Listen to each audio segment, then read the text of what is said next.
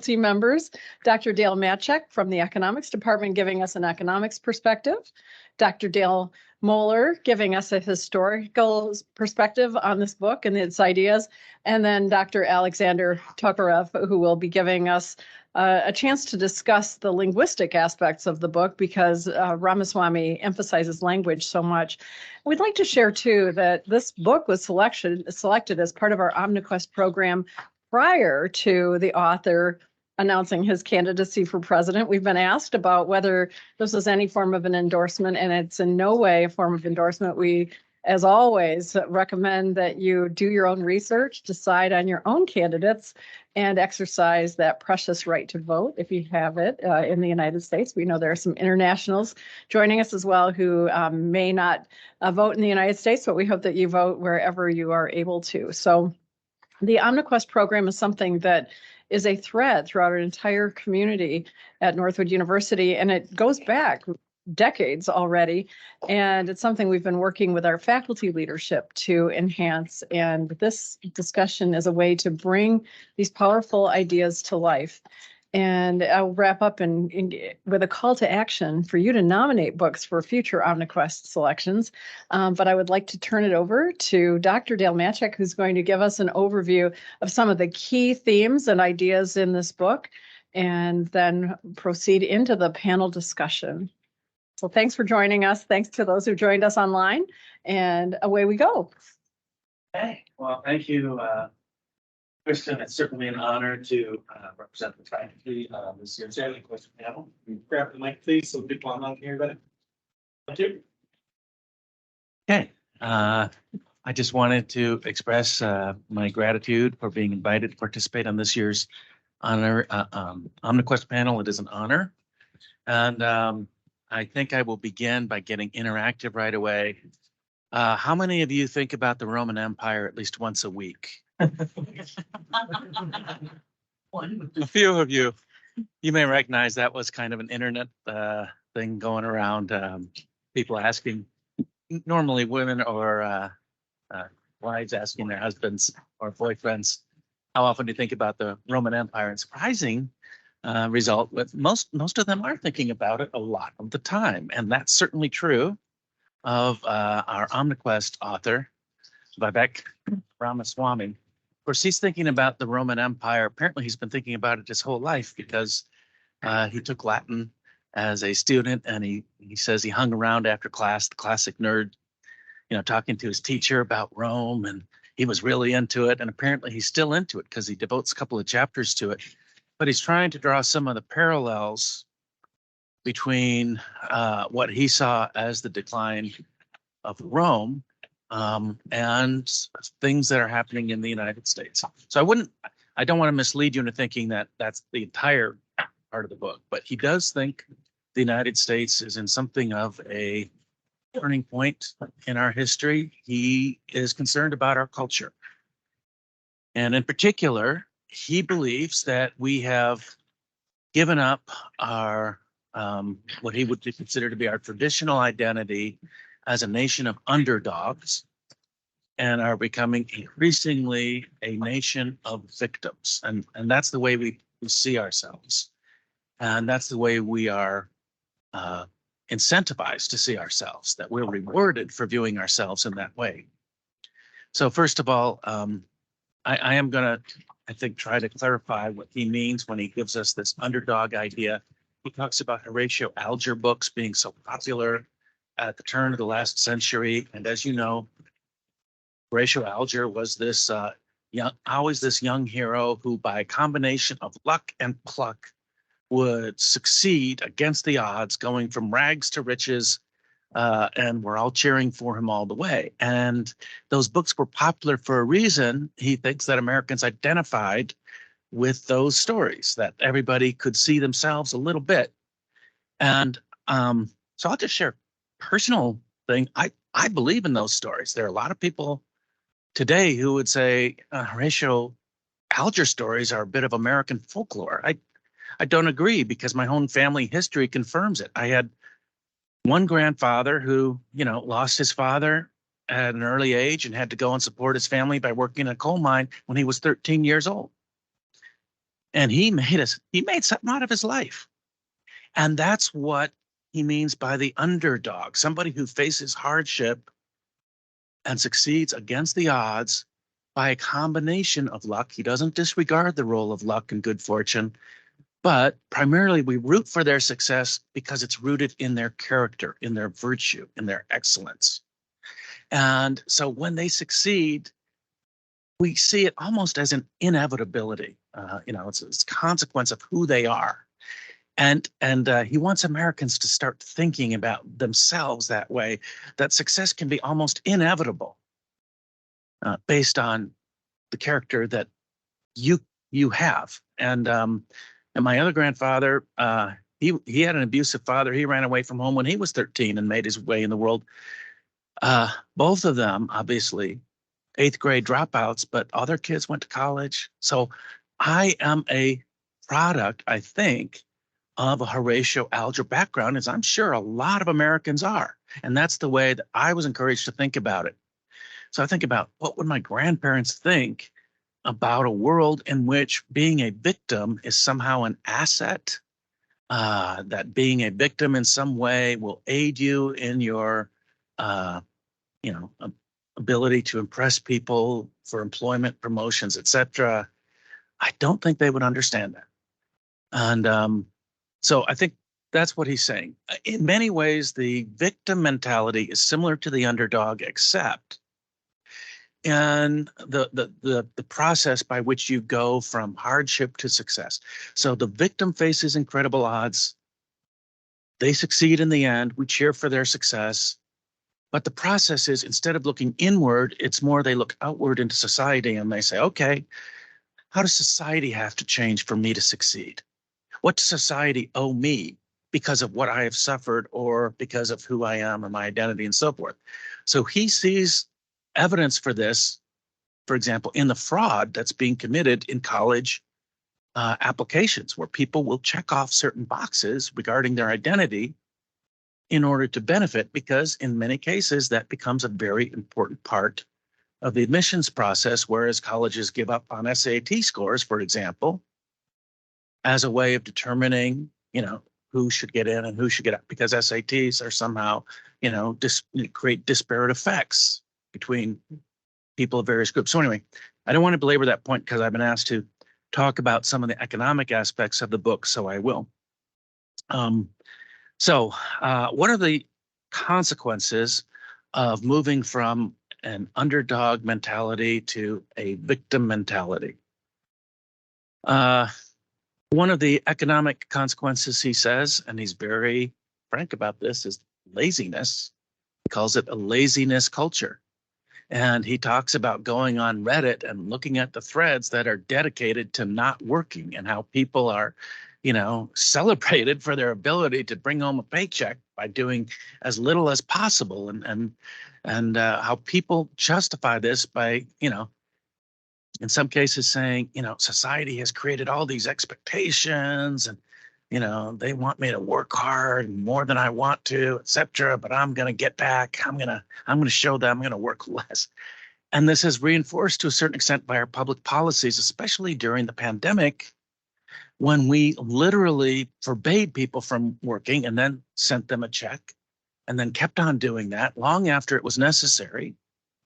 He compares that to the Roman days of decline, the bread and circuses that were used to kind of gain political popularity, and ultimately that caused the inflation that led to the downfall of the Roman economy. Anyway, so this inflation, the laziness, he even gets into the idea of the American dollar as the world reserve currency and asks the question, how long can we benefit from our special status? And it is special, and it does confer economic benefits on us to have this dollar as the world reserve currency. But how long can we maintain the confidence of the world in our currency as we move to a different kind of country, instead of being the one that is productive, where people are upwardly mobile, where people are actually, developing an antipathy toward work, a desire for more benefits without work,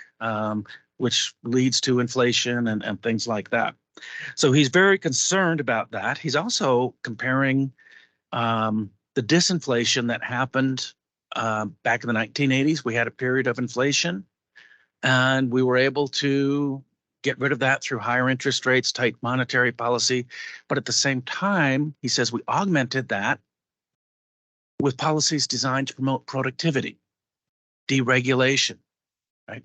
Lower tax rates.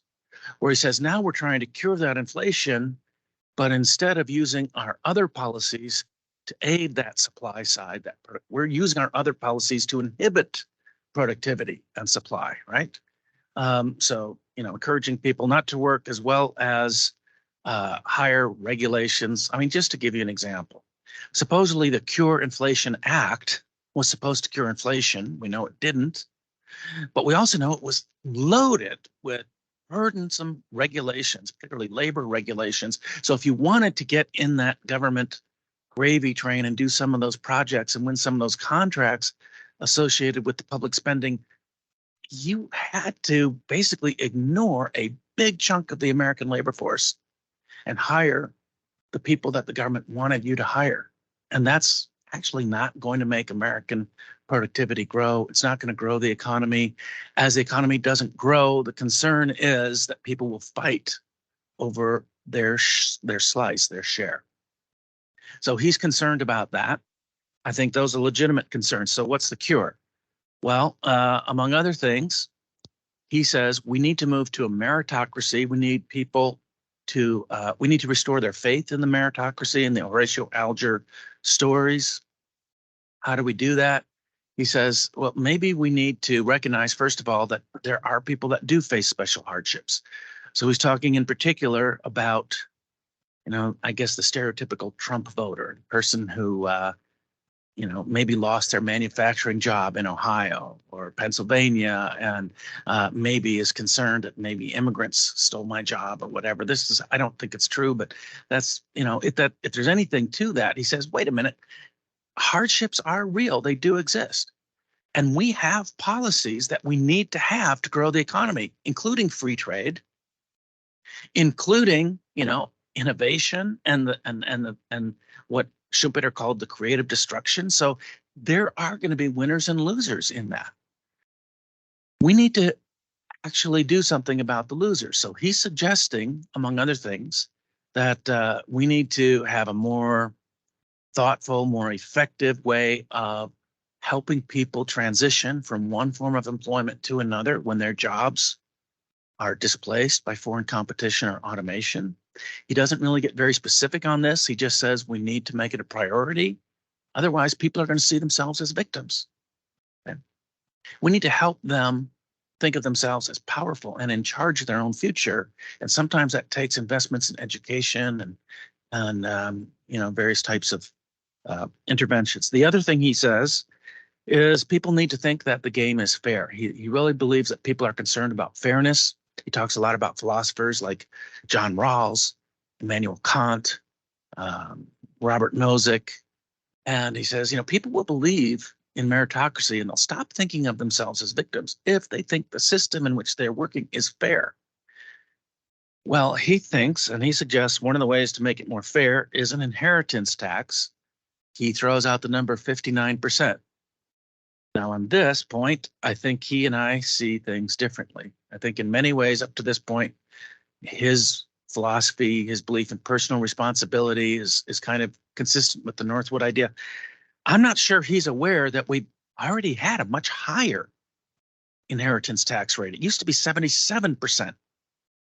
Now, that did not actually solve any problems of inequality or all of a sudden make people think the world is fair. 77% inheritance tax didn't actually even raise that much money because at those rates, people find ways to avoid that kind of, confiscatory rates of taxation. So I don't think that is, that makes sense. He spends a lot of time talking about Thomas Piketty and how Piketty has shown that, inequality is growing. And if people, Thomas Piketty, the French economist, if people are looking at the inequality and all the gains of our productivity going to the rich, they won't care if we're becoming more productive, and they won't support the policies that make us more productive. So he does believe that we need to take Piketty seriously. Unfortunately, I think he's out of date with respect to Piketty. I think a lot of what Piketty said in his famous book, which a lot of people bought but very few people read, was that that the rich had gained most of the wealth created by the productivity growth of the last 20, 30 years. There's some problems with that research, the way it was measured, the way he failed to take into account changes in demographics. I won't get into it, but we have other research now that suggests that the trend in inequality is not nearly what Piketty said it was. And so people have internalized the wrong message. And they really have internalized it. I mean, if you talk to somebody like, my son, he hates Elon Musk for some reason. He won't tell me why. But among other things, what he would confide in me is his dad had an emerald mine. And therefore, he doesn't deserve his wealth. And he should, we should take it from him and use it for this. And that, there may be good reasons to use his wealth, but the fact that his father did or did not own a diamond mine isn't one of them. And yet, apparently, Ramaswamy thinks that that does delegitimize, that if you inherit your wealth, that there's somehow something tainted about that or unfair about that. I have strong opinions about that I'd be willing to share. If any of you during our Q&A want to know what I think, you probably don't. But, if you do, Friedrich Hayek had some things to say about inheritance and, people's motivation, about redistribution and so forth. But I don't want to take up more time than I should. So I'm going to pass this over to the other Dale at our panel. Thank you very much. Yeah, and I'll just start by echoing what Dr. Matchak said. I really appreciate you all having me here. I appreciate the opportunity to discuss this book. I enjoyed reading the book quite a bit. Ramaswamy clearly has an interest in history. I sometimes think that he fancies himself a military historian because he's got quite a few extended sections of military history in there. But I want to talk about a couple of his historical themes that he focuses on. And one is something that Dale already mentioned, and that's the power of narrative in American history, right? The stories we tell about ourselves are really powerful, and they shape the way we feel about our present, right? As we describe the past, we formulate our own understanding of the present. And he starts his book with a couple of, I thought, fairly interesting examples of how victimhood narratives can diminish our historical understanding of the past. He talks about Sally Heming, who was an enslaved person in the early Republic. And he talks about James Longstreet, who was a general in the Confederate Army during the American Civil War.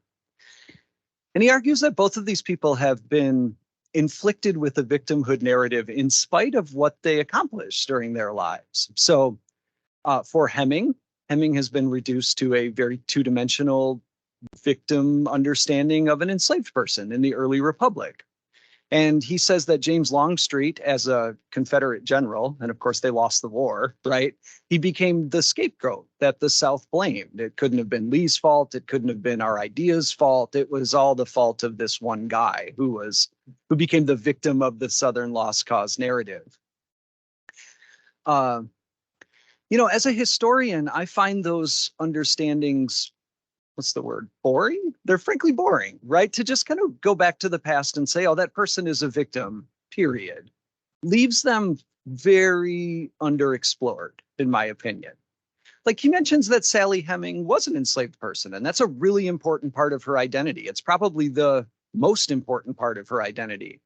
And yet, in spite of her enslavement, she was able to exercise some power and control over her life. She was able to exercise a lot of control over her children's destiny in the future. And a point that Ramaswamy makes, and a point that I think historians would really hammer, is that focusing on Heming's accomplishments and strengths does not diminish the oppression that she experienced, right? I mean, enslavement's unimaginably bad, and focusing on what enslaved people were able to accomplish in spite of those contexts, I mean, frankly, I think that makes enslavement even worse in my mind, not like less impactful. And so thinking about, again, that underdog narrative rather than the victim narrative, thinking about the victimhood that's happening, but then how people are able to overcome it or stand up to it or find some kind of success in their own life on their own terms. I think that's better history. And it helps us wrap our heads around what we're dealing with in our own lives as well. The same thing applies to Longstreet. I don't know how much you all know about James Longstreet, but he's a really interesting character. I mean, after the war, he becomes a Republican activist working very closely with friends in the North. He's hated in the South because of this. He's seen as an absolute political traitor in the South. But that's a fascinating story, the story of a Southerner who can make a change like that and kind of navigate a really complicated political situation. I don't think that diminishes his relationship with the South at all. It makes it more interesting and more complicated. And it helps us, again, in the modern world, to think about the forces working against us and the myriad ways we can fight back and push ourselves to overcome some of those things. Dale, I was glad you brought up Horatio Alger because I think Americans forget how important Alger was to our understanding of ourselves for decades and decades and decades. Throughout the late 1800s and into the early 1900s, his books sold millions of copies. And an Alger book remains on my syllabus when I teach like a early American history class, or excuse me, a second half American history class.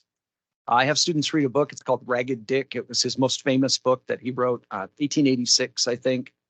I mean, it's exactly what you described it as. It's a story of a young, poor, homeless child. He's a bootblack in New York City.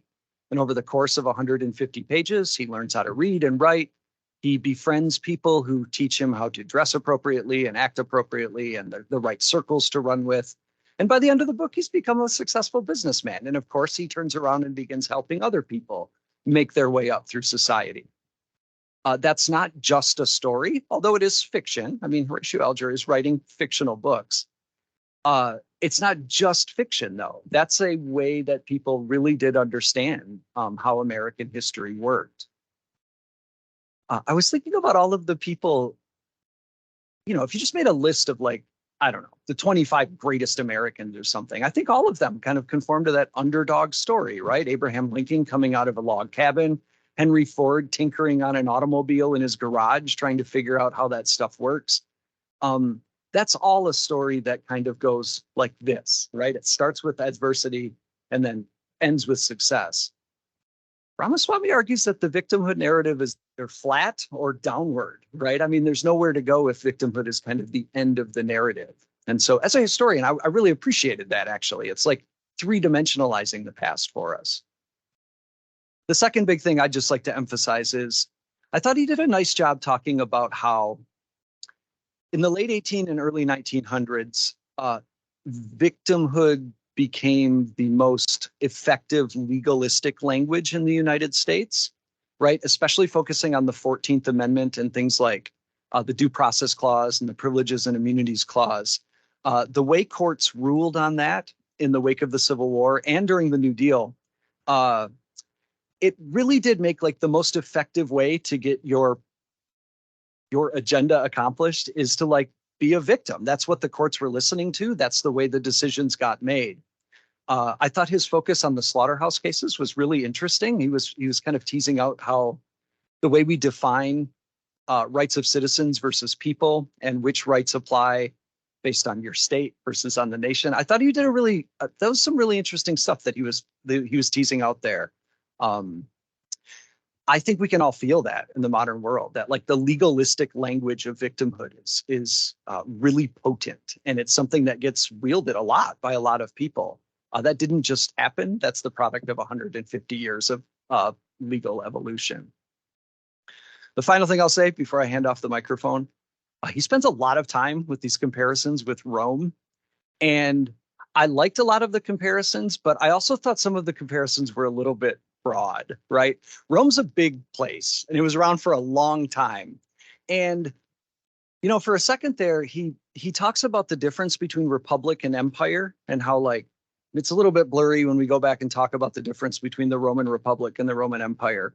But I do think there are some dangers comparing the American Republic with the fall of a Roman Empire that didn't have elections every 2 years, and right, they weren't like electing new emperors. I think there are fundamental differences there that in many ways get to the heart of what Ramaswamy's talking about: personal responsibility, the role of a citizen, and the relationship of a citizen to his or her government.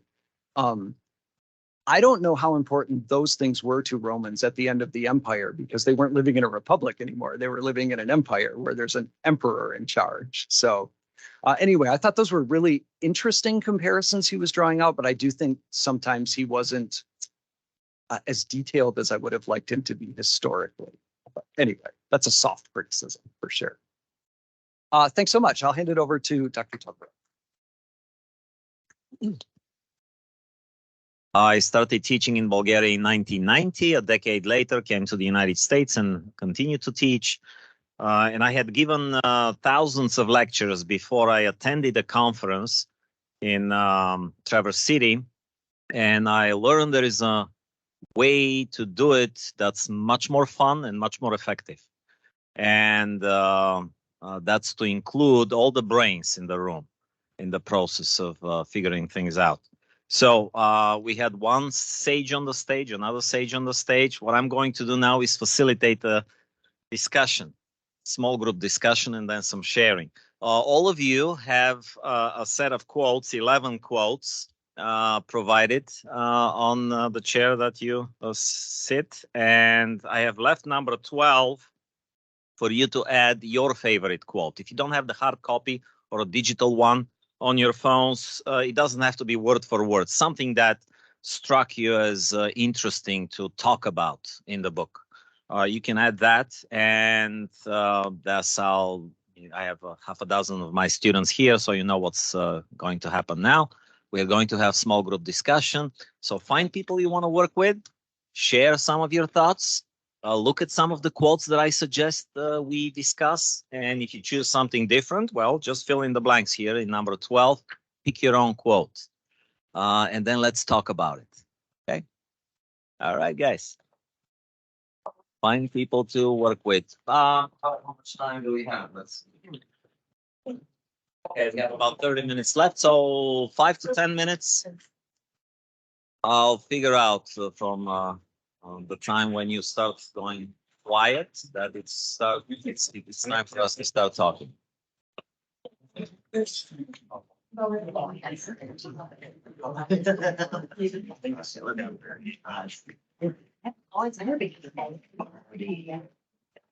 Join us.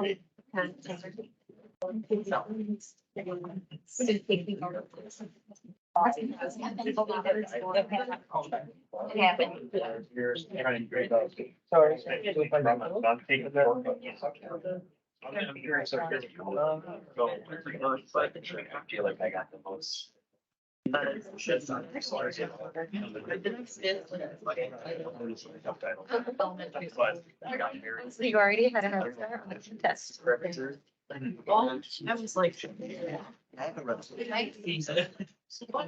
what was that? My stereo. So I got some quotes off. I'd like to make it kind of to figure out a way to start doing it. I like that one because I feel like see it's a moment of like please. I like number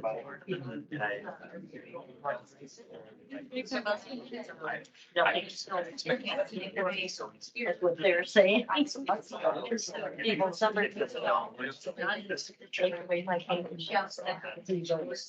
Other ones. A lot of our parents. Then you're just the end of the thing. You're becoming the other sport. Favorable or Actually,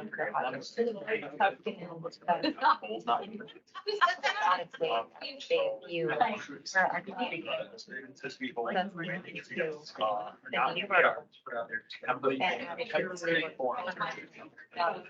easily abandoned once we release these shoots. I realized that it sounded very, Whether it be. right, exactly.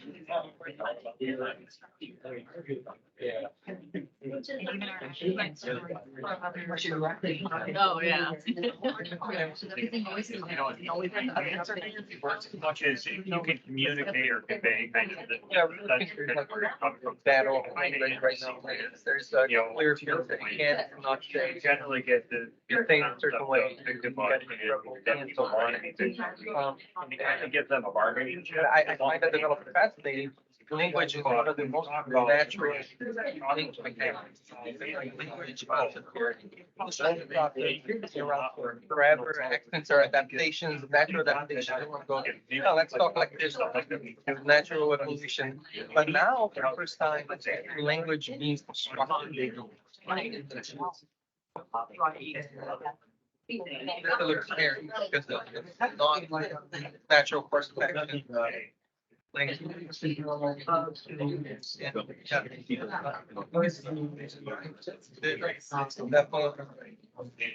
Battle.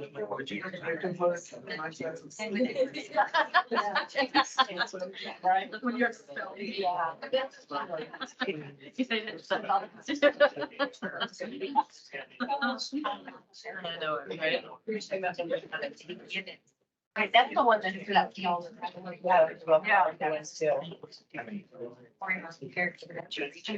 What were you? So, yeah, I think I heard the history about that. That particular slogan. Like on that market. Because as long as they can. They're always.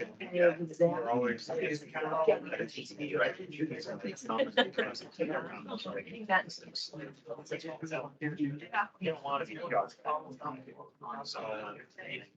Which is a bummer. I think people that see themselves as a practice. That's something. One we gotta start seeing recently is failure, like as a practice. Like, you know, when you have a projected family.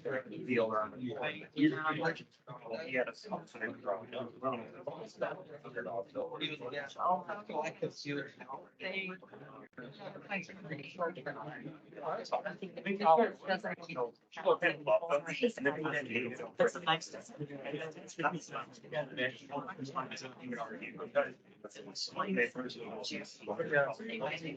Still kind of that,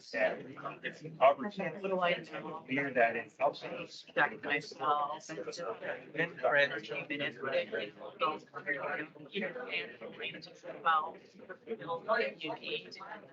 And once you yeah, it's like there's one thing. That's right. Yeah. It's about that kind of interesting kind of time that a lot of it's about like Intergenerational power structures that being created, and we're starting to compete for something right? And now you're playing, and you do this self-reflection, that impacts your behavior now. So then now you ask yourself to depress it, maybe you end up simply. Actually.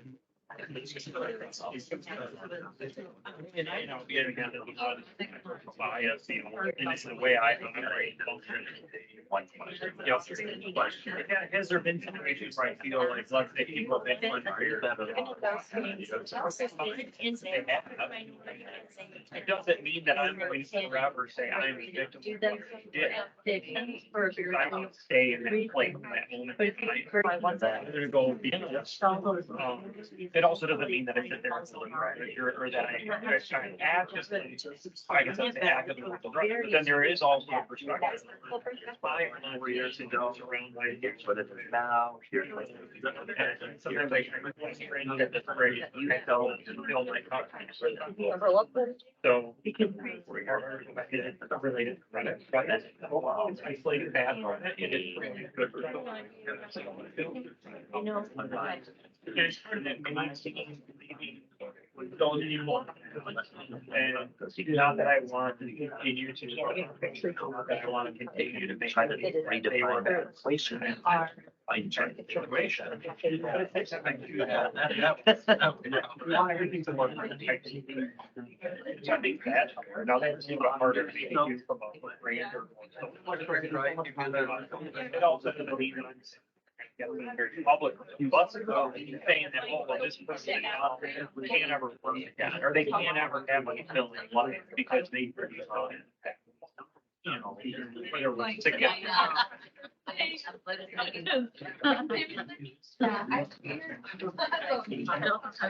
I discussed with my media plan. That's right. That's right.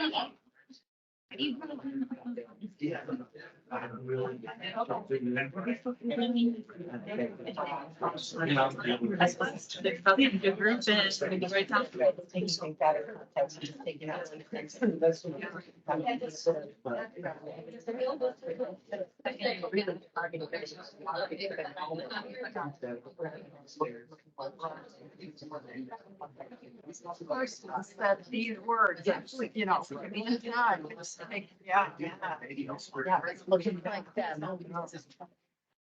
My daughter and I have different.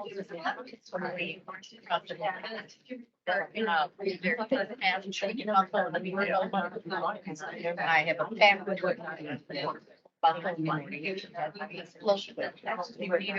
Right, but an opportunity to forget in the morning.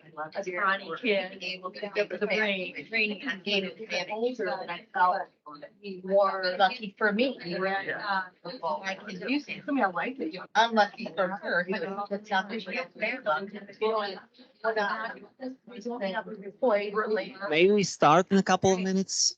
I see a lot of enthusiasm. I don't want to interrupt it, but we're limited until 1:15, so. You know, that's. Again, in the small groups, and then let's share. You know, some of that is being ready to. And not to make everybody. Sure. I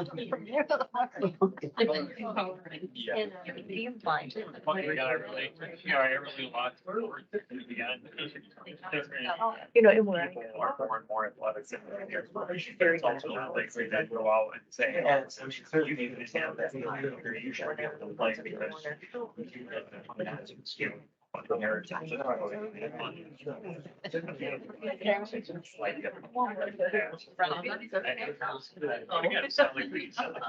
so we have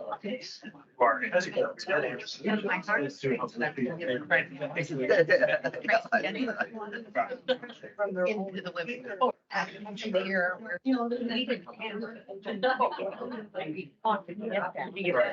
and it wasn't until my senior year that I could play any parts. I played volleyball. Why? Because it was the only.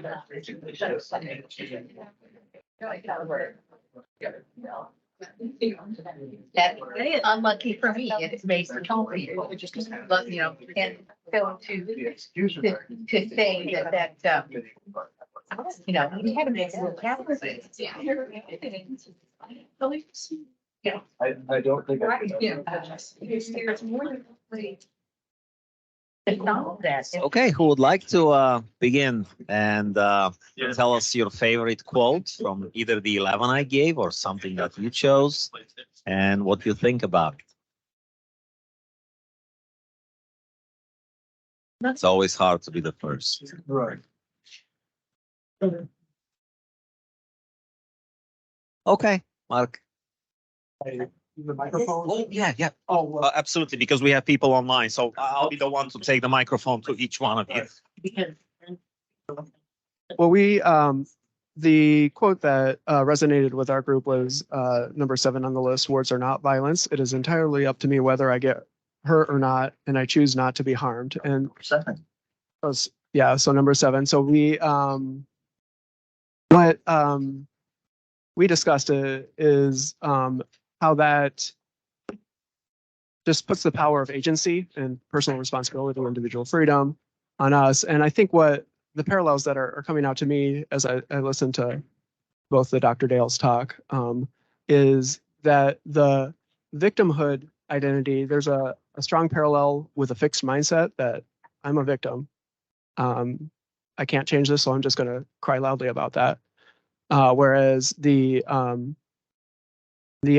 alternative where somebody meets oppression and then overcomes it and ultimately succeeds, that's a growth mindset where the power is on me to make the decisions. Is there anything else that we wanted to add? I think Del Magic has something to go along with this. The thought that you just shared from the end of the book. How Vivek deals with hurtful speech, with words that. So I'm cheating. I have a quote that's not on your list. Everybody had the opportunity. So, I mean, part of what he talks about comes from his Hindu faith, which is important to him. And he talks about how you've got an essential self, and that's part of what it means to be a Hindu, is to kind of let go of all the, other identities and try to find the true identity that you have. So this kind of is in the context of his Hindu faith. Forgiving someone else's bigotry involves not giving up a grievance that you have a right to, but understand that what they did to you is the least and smallest part of who they are, and that they have mistaken you for the least and smallest part of who you are.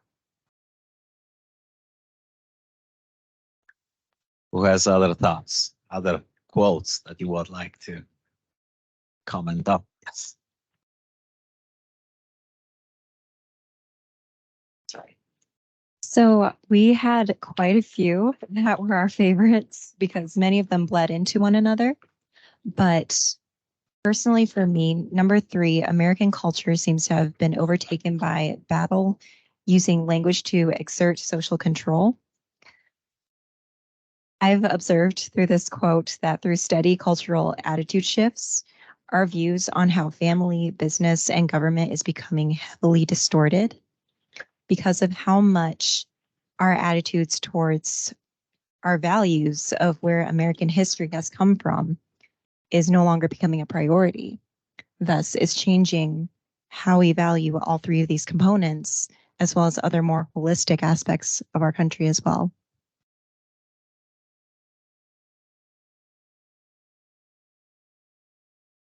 Thank you.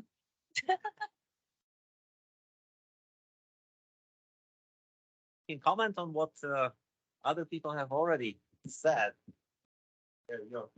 Yeah, so I'll share a little bit this discussion we had around exactly that point on number 3. Because one of the things that I noticed that very recently we have this push to change language. And that's not something that is natural that you see throughout human history, like an active push with intention and construction of new language and trying to impose that on the society in general. Like often language emerges in some sort of a spontaneous manner, right? It's an evolution. Accents come not because someone decided, hey, let's talk this way, but because through evolution, people end up adapting to the location they were, adapting to the type of conversations they were having, and naturally evolve to develop a specific dialect or a specific way of speaking. But today, we see active push to change in language and other aspects of social behavior. And to me, that's a little bit scary. And I think that's a point that Vivek nails it. He really emphasized language, and it is something very important that is easy to overlook.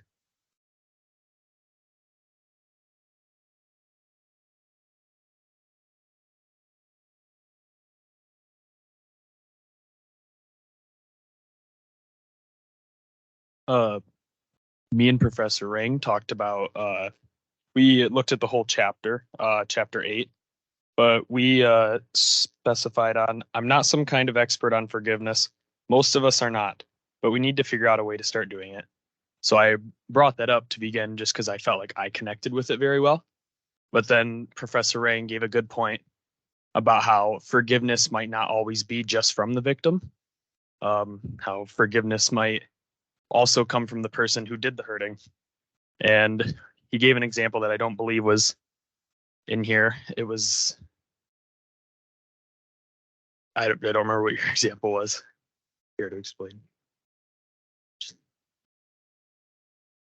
So my comment being that we have a tendency with victimhood to kind of live and stay stuck in that moment, both the victim and I think in a lot of these cases, socially, that people want to put the person who caused the harm to them and permanently identify them as such.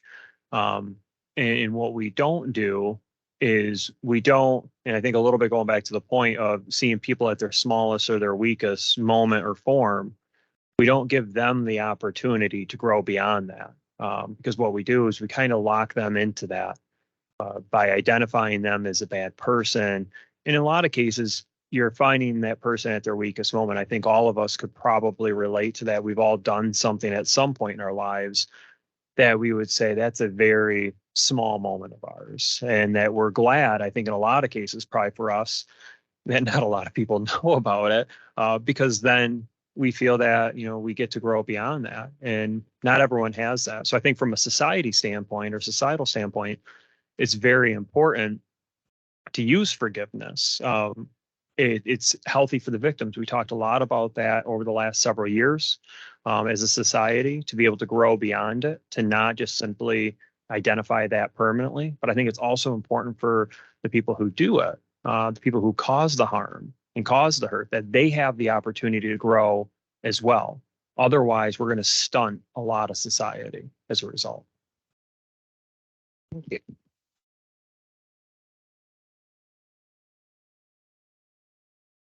What else did you guys talk about? Which other quotes did you pick in your discussions?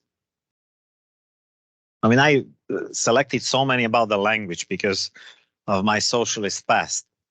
I didn't realize it as I was growing up in Bulgaria under socialism, how the authorities were twisting the meaning of words and talking about our country being free and democratic, and how capitalism was enslaving the workers in other countries because they had to work for a living to pay their bills, while in Bulgaria everybody worked for the common good, for the future communist society in which we will have no need to work even. You'll just work for fun, indulge in your hobbies. What do you think of number 11? What do you think of number 11?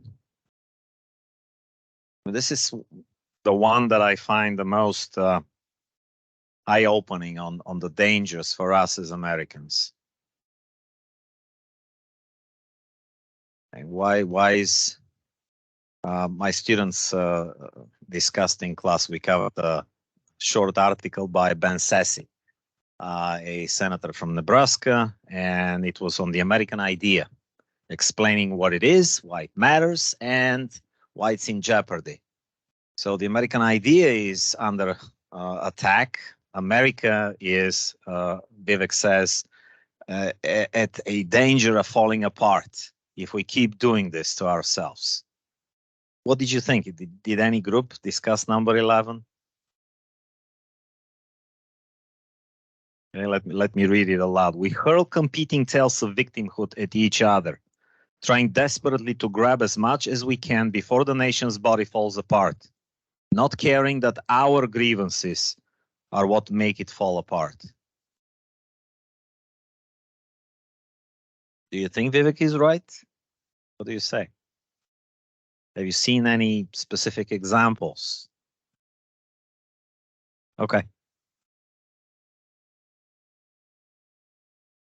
This one's almost comical, but I can't remember where I heard this. It was just the other day on a news program, but they were sort of joking, but sort of not, that a lot of the the immigrants that are coming over some are starting to go back because they're not seeing the American dream anymore.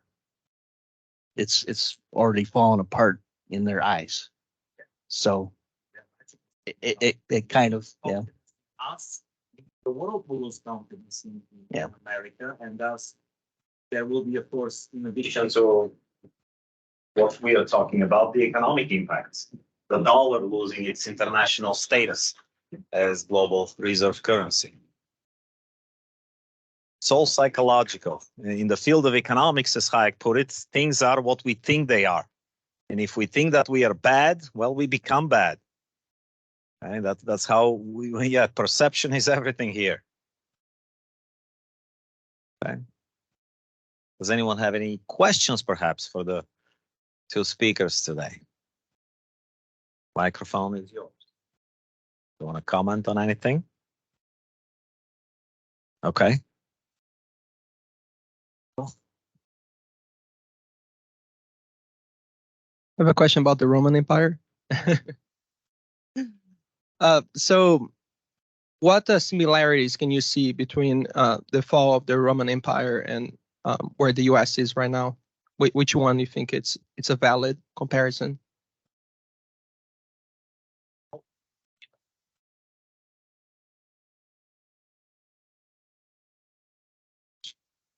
Yeah, so to be clear, I think a lot of the comparisons he's making are really valid, actually, especially like the economic stuff.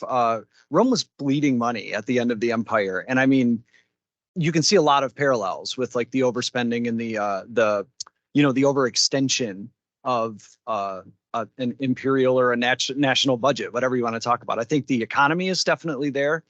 I think military historians, this isn't something Ramaswamy talks about so much, but military historians talk a lot about the state of the geopolitical situation around the world and how the United States maybe isn't in as dominant a position as it used to be. That also happened to Rome. He spends a lot of time on leadership, right, and on top-down change. So let's talk about the emperors and who are the good emperors and who are the bad emperors, et cetera. What makes a good leader?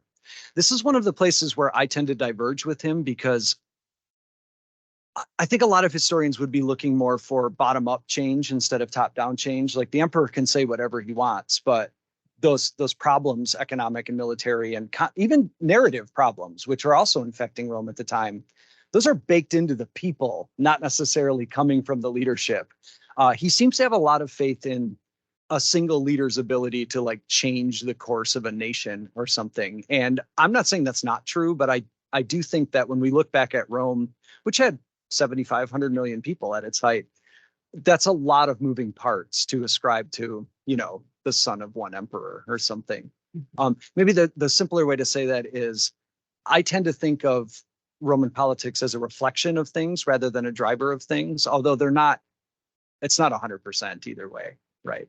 But I do think a lot of his like Fall of Rome stuff is it's good reading, and it's definitely something to think about. I just worry about the one-to-one analogies that he sometimes makes.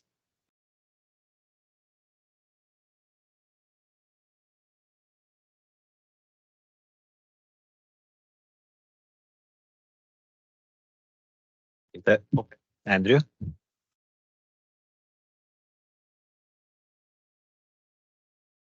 I liked your comment that Rome was an empire at the end. And so all these comparisons he's making may be slightly distorted based on that.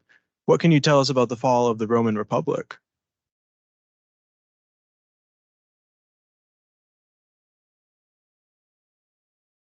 Thanks, Alex. Ramaswamy talks about how the line between Republic and Empire is probably blurrier than we'd like it to be. He even mentions that when you go back and look at Rome, you can identify 5 or 6 pretty common places to say, look, that's where the Republic ended, and this is where the Empire began. I would go back to the narrative side of things. For the first several hundred years of Rome, when they thought of themselves as a republic, what they talked about was being a good Republican citizen. Their stories were about being good Republicans. When they talked about good leaders, their leaders were people who put the Republic before themselves. When they talked about bad leaders, they were people who put themselves before the Republic, right? The stories Rome told for the first half, its Republican history, were Republican underdog stories. When it becomes an empire, Romans lose their confidence in their own ability to change things. The emperor is who's changing things, right? And so, yeah, one of the things I tell my classes is that if you ask a Roman, Rome didn't fall in 500 AD, which is when Ramaswamy's talking about. Rome fell when the Republic collapsed and we lost our Republican virtue, and we all went from being citizens to being subjects. That was when Rome fell. But that's not what Ramaswamy's talking about. He's talking about like imperial decline in the 300s and 400s AD. Again, I think his comparisons are interesting, but I was surprised he didn't talk more about the decline of the Republic and the Republican values happening in the 1st and 2nd century BC. That's a good question, Andrew. Folks, go study Rome. Rome's amazing stuff. Okay, anyone else?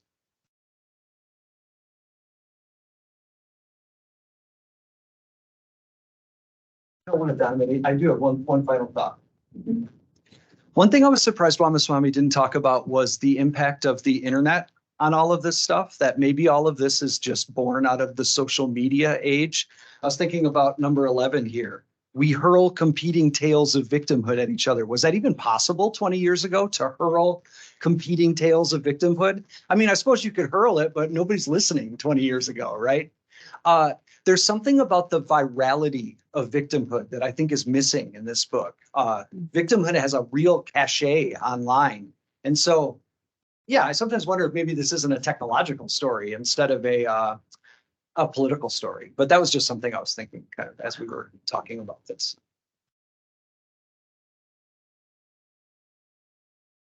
Well, this is just, I'm thinking about the Omniquest program in general. You brought out the historical aspects. I brought out some of the economic aspects. You brought out some, whether it's an English class or a history class or a economics class, there's something in this book that you can relate to what you're studying. And that's the way Omniquest are supposed to work. They're supposed to be holistic part of the curriculum. And this, in that sense, this was a good selection.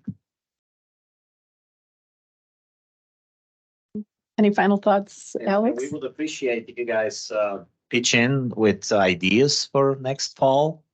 And not only about a book, but also about how to actually use those books in our classrooms, in our conversations with other people, so that we can multiply the effect instead of having one meeting or one speaker, maybe the author of the book, come and give a lecture, how to make it stick, how to make it work and produce fruit.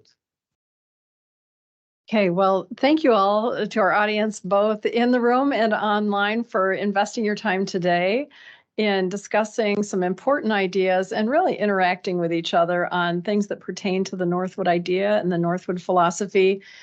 Thank you to our faculty panelists. Wow, I would love to be in your classrooms hearing other perspectives that you have. Just listening through your specialist's lens on this book brought more facets to bear. So thank you for that. Thanks for the interactive dialogue, Alex. But Dale Moeller, Dale Matchek, Alex Pekarev, let's thank them.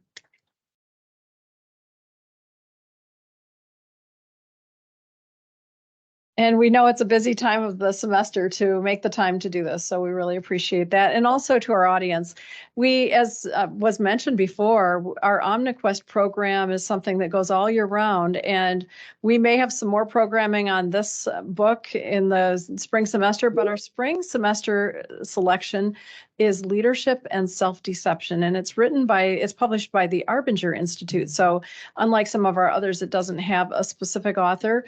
It has a group of authors, and there are some very compelling and challenging ideas in that. And so we want you to join in on the programming there. And I've been working with Pam Christie on outlining how we work that into our spring semester experience. And then, as was mentioned, the Omniquest nomination process will begin as well. So before the end of the semester, we'll put a call out, as well as right at the beginning of next semester. And if there's something that you've read and you believe would be relevant and appropriate for us, we have the criteria in the call for nominations. And among the many are that it ties to the Northwood idea and helps us really discuss it and evaluate how the Northwood idea is playing out in our world. So please take us up on that. And if you're interested in getting involved with that, please let us know. And we appreciate you very much. I'm just going to check to see if we have any other messages from online. We don't. Thanks to everyone for joining us, and we wish you the best for the end of the semester. Thanks for joining us.